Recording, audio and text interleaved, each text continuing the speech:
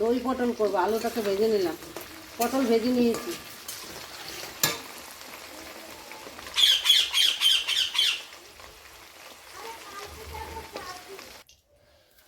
ফোড়নে জিরে, শুকনো লঙ্কা, তেজপাতা দেবো।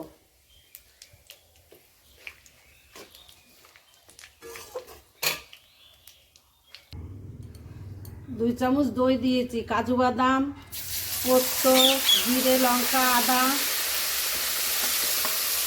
দিয়ে সুন্দর করে কষিয়ে নেবো।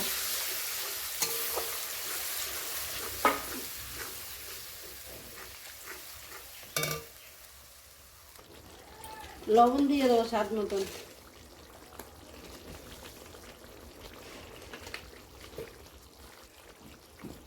এদিকে আলু পটল ভেজে রেখেছিলাম, দিয়ে দিলাম। এটাকে একটু কষিয়ে নেবো।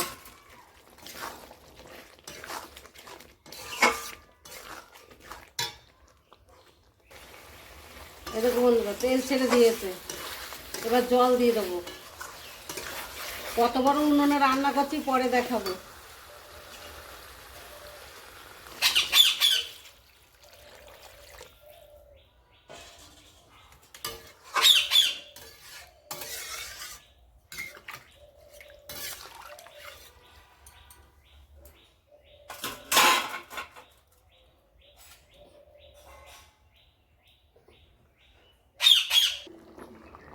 আমার দই পটল হয়ে গিয়েছে বন্ধুরা, এবার নামিয়ে নেবো।